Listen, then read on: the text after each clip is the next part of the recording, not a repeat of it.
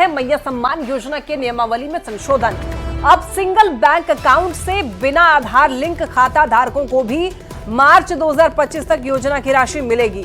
पहले दिसंबर 2024 तक ही राशि मिलनी थी। कैबिनेट के फैसले में झारखंड सूक्ष्म लघु एवं मध्यम उद्योग विधेयक 2025 को भी मंजूरी मिली है।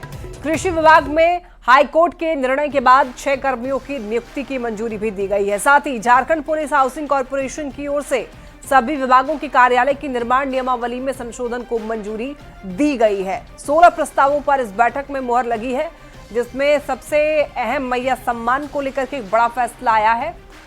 इसमें कहा गया है कि बिना आधार लिंक किए गए मार्च तक राशि मिलती रहेगी। पहले दिसंबर 2024 तक ही राशि मिलनी थी। झारखंड मुख्यमंत्री मैया सम्मान योजना के क्रियान्वयन में आंशिक संशोधन की स्वीकृति। इसके तहत जो विभागीय संकल्प 1406/17/2024 में कंडिका 3(7) में प्रावधान है कि आवेदिका का आधार लिंक्ड सिंगल बैंक खाता हो। वर्तमान में जिनका बैंक खाता आधार लिंक नहीं है, वे भी इस योजना का लाभ दिसंबर 2024 तक उठा सकते हैं। ये कंडिका था। इसे संशोधित करते हुए जो लाभ दिसंबर 2024 तक के लिए अवधि था, उसे संशोधित करते हुए माह मार्च 2025 तक योजना के तहत उन्हें आर्थिक सहायता राशि दी जाएगी, आवेदिका का यदि आधार लिंक्ड सिंगल बैंक खाता ना भी हो। झारखंड विधानसभा में आज निजी कंपनियों में 75% आरक्षण का मुद्दा दिन भर गरमाया रहा। विधायक जयराम महतो ने सदन में हेमंत सरकार को घेरा और कहा कि प्राइवेट कंपनियों में झारखंड के लोगों को नौकरी नहीं दी जा रही है। लंबे समय से सरकार के नियमों की अनदेखी की जा रही है। इस पर क्या है सरकार का जवाब, इस रिपोर्ट में देखिए। क्षेत्रों में 75% के आरक्षण को बिल्कुल अनदेखा किया गया है। कोई भी कानून रातों रात लागू नहीं हो सकता है। जो आपने ढोल बजाया,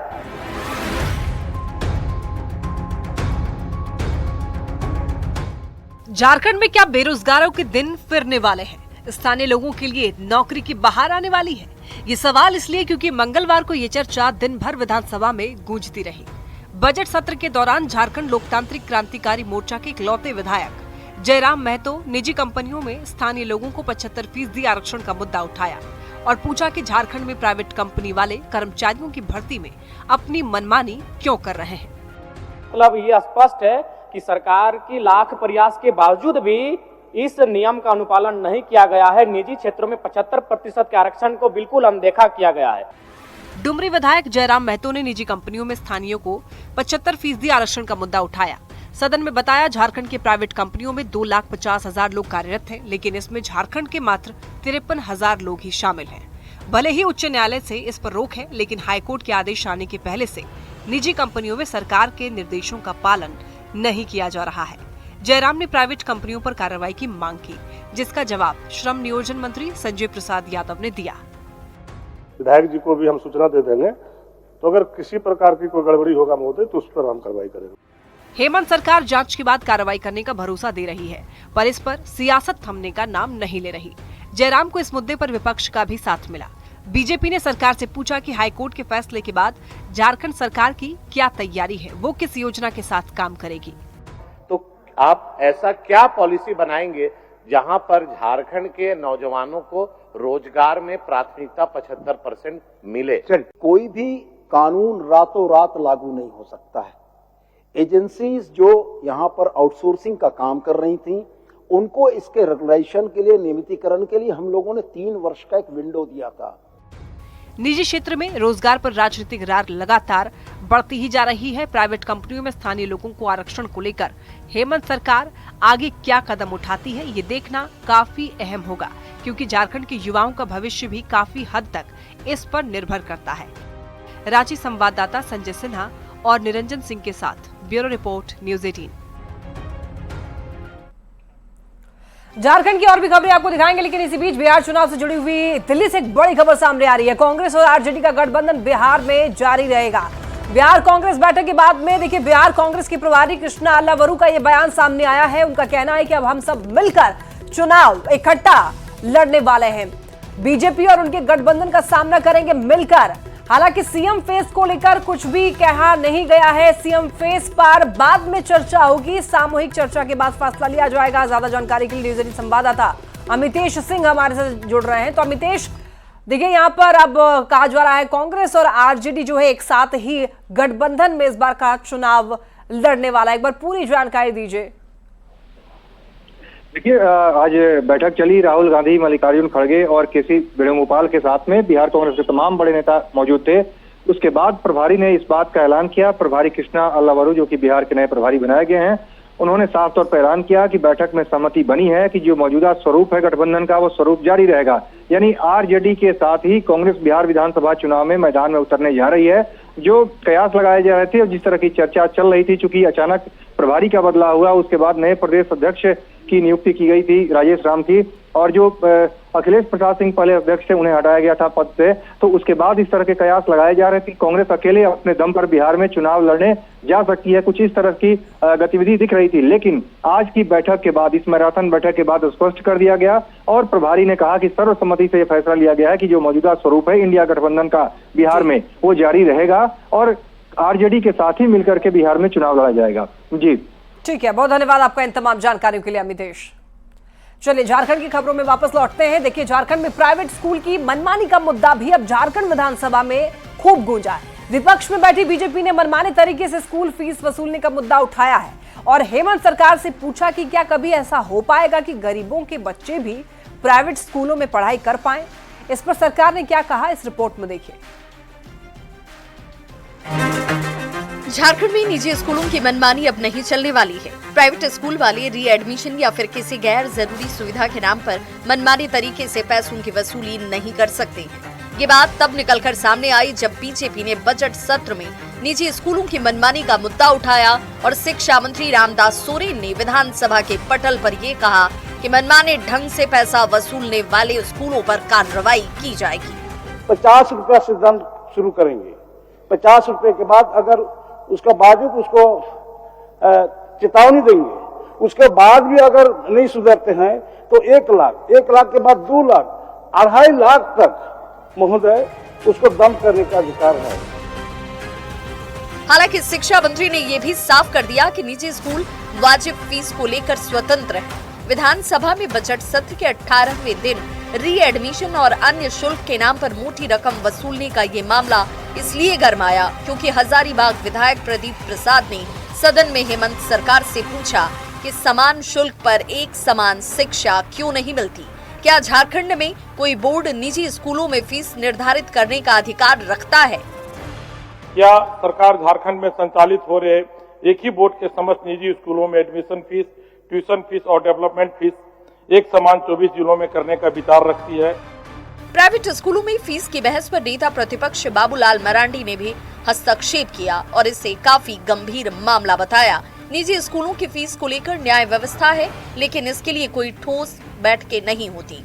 इस पर स्पीकर रविंद्रनाथ महतो ने खुद संज्ञान लिया और मनमाने ढंग से ली जाने वाली फीस पर रोक लगाने का समर्थन किया। उन्होंने कहा कि सरकार की ओर से एक कानून बनना चाहिए। उपायुक्त की अध्यक्षता में कमेटी होती है, उपायुक्त को बैठक करानी होती है, लेकिन वो बैठक नहीं के बराबर होता है। विभिन्न प्राइवेट स्कूलों में जो विसंगति है, इस विसंगति को पटाक्षेप करने के लिए एक सरकार के तरफ से कानून बनना चाहिए। हेमंत सरकार गड़बड़ी की शिकायत मिलने पर कार्रवाई की बात कह रही है। शुल्क सीमित और जिला स्तरीय समिति से जांच कराने का दावा भी किया जा रहा है। ऐसे में देखना होगा कि मनमानी करने वाले स्कूलों के खिलाफ सरकार क्या एक्शन लेती है।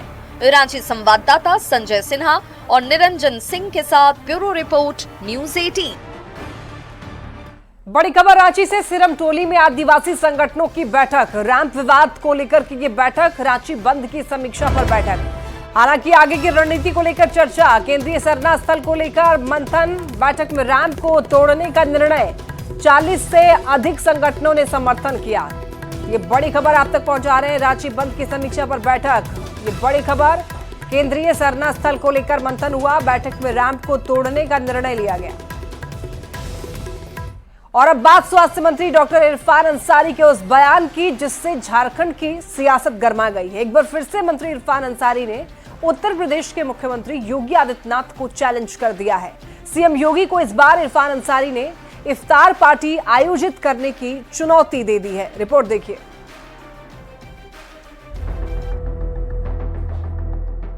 रमजान में राजनीति झारखंड में भी गरमाई हुई है। हिंदू मुस्लिम की सियासत को लेकर झारखंड के स्वास्थ्य मंत्री डॉक्टर इरफान अंसारी ने एक बार फिर से उत्तर प्रदेश के मुख्यमंत्री योगी आदित्यनाथ को चुनौती दे दी। बीते दिनों महाकुंभ नहाने पर सीएम योगी को चैलेंज करने वाले मंत्री इरफान अंसारी ने इस बार इफ्तार के आयोजन को लेकर नसीहत दे दी है, जिस पर राजनीति तेज हो चुकी है। मनाना चाहिए, उनको मनाना चाहिए, बिल्कुल मनाना चाहिए। योगी जी को कहूंगा अवतार में दीजिए ना, हम रामनवमी में आए, आप रमजान में आइए, ये खूबसूरती इसको बना के रखिए। बार बार उत्तर प्रदेश के मुख्यमंत्री योगी आदित्यनाथ पर निशाना साधने वाले डॉक्टर इरफान अंसारी ने इस बार रमजान और इफ्तार का सहारा लिया। जाति धर्म की दूरी वाली सियासत से दूरी बनाने का दावा करने वाले इरफान ने योगी आदित्यनाथ पर हिंदू मुसलमान के नाम पर लोगों को बांटने का आरोप लगाया। इफ्तार की नसीहत के साथ साथ इरफान ने आपसी भाईचारे की दलील भी दे दी। यही सीख उत्तर प्रदेश के मुख्यमंत्री को देना चाहता हूं। देख लो यार मुख्यमंत्री जी, योगी जी, आप मुख्यमंत्री हैं, गरिमामय पद में हैं, लोगों को मत बांटिए, मत तोड़िए, उनका घर मत उजाड़िए, बुलडोजर मत चलाइए, हिंदू मुसलमान में मत बांटिए। हिंदू मुसलमान के नाम पर सियासत का उपदेश देने वाले इरफान अंसारी यही नहीं रुके, खुद को हिंदुओं का हितैषी और मुसलमानों का मित्र बताया। इरफान ने खुद को रोजेदार बताया और कहा कि 30 दिन रोजा रखता हूँ, फिर भी देवघर में राधा कृष्ण का भव्य मंदिर बनवाया है। कोई बड़ी बात नहीं, कई मंदिर बनाया हूँ। मैं वैसे लोगों को कहना चाहता हूँ, यार आपस में मिलकर रहो, मत बांटो, हमें मत बांटो, हमें रंगों में मत बांटो, हमारे घर में एक तिरंगा रहने दो। देवघर के पंडा पुरोहितों को साथ लेकर झारखंड विधानसभा पहुंचे इरफान अंसारी ने अब योगी आदित्यनाथ को नई चुनौती दे दी है। देखना होगा इस पर बीजेपी की ओर से क्या प्रतिक्रिया सामने आती है। रांची संवाददाता निरंजन सिंह के साथ ब्यूरो रिपोर्ट, न्यूज़ 18। गढ़वा जिले में बीते दिनों संपन्न हुआ 2 दिवसीय राजकीय बंशीधर महोत्सव विवादों के घेरे में आ गया है। एक तरफ जहां वित्त मंत्री राधा कृष्ण किशोर ने मुख्य सचिव को पत्र जारी करके जांच करने को कहा, तो दूसरी तरफ बीजेपी सांसद बीडी राम ने इस महोत्सव पर सवाल खड़े किया है।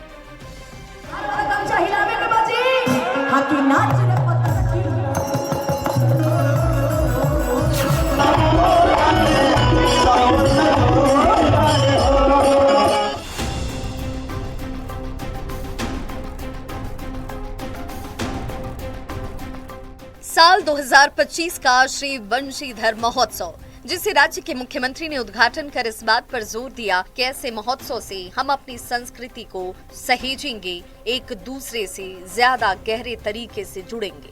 हरे रामा हरे कृष्णा की धुन पर झूमते हुए लोग आपको दिख रहे होंगे। जैसन सोचले रहनी वैसन पिया मोर बाड़न हो के गीतों की धुन पर झूमते हुए लोगों का हुजूम भी दिख रहा है। यहाँ तक तो सब कुछ ठीक चल रहा था, लेकिन जैसे जैसे रात ढलती गई, कानफोड़ू सॉन्ग, अश्लील गानों पर ठुमके लगाते अधिकारियों की भीड़ ने विवाद को खड़ा कर दिया। आम लोगों का महोत्सव कुछ खास लोगों तक सिमट गया।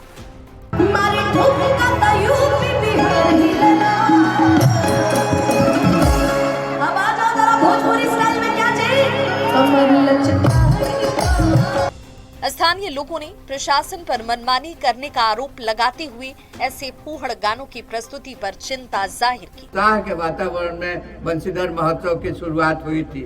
वो उत्साह का वातावरण देखते हैं कि धीरे धीरे समाप्त होते जा रहा है। ऐसा नहीं होना चाहिए, ये बिल्कुल ही अनुचित है। बंशीधर महोत्सव को जिस आस्था और श्रद्धा के साथ हमने मनाने का काम शुरू किया था, उसी आस्था और श्रद्धा के साथ आगे आने वाले वर्षों में भी मनाया जाना चाहिए। तो सुना आपने, पलामू सांसद बीडी राम बंशीधर महोत्सव के आयोजन को लेकर प्रशासनिक भूमिका पर सवाल खड़े कर रहे हैं और कह रहे हैं कि जिला प्रशासन ने बंशीधर महोत्सव को प्रशासनिक महोत्सव बना दिया, जो दुर्भाग्यपूर्ण है। आपत्ति आई तो सरकार भी गंभीर हुई और प्रदेश के वित्त मंत्री राधा कृष्ण किशोर ने इस बाबत एक पत्र मुख्य सचिव को लिखकर दोषी लोगों पर कार्रवाई करने के साथ ही कार्यक्रम के लिए आवंटित राशि के ऑडिट की भी अनुशंसा कर दी। तो जो आयोजन लोगों की आस्था और भावना से जुड़ा था, उसमें अश्लीलता और फुहड़ता शामिल हो गई। राजकीय महोत्सव की छवि को इसने धूमिल कर दिया। साथ ही व्यवस्थाओं पर गंभीर सवाल खड़े कर दिए, क्योंकि बिखरी हुई कुर्सियां इस व्यवस्था के लचीलेपन को और इसमें खामियों को साफ साफ उजागर कर रहा है। न्यूज़ 18 के लिए गढ़वा से चंदन कुमार कश्यप की रिपोर्ट।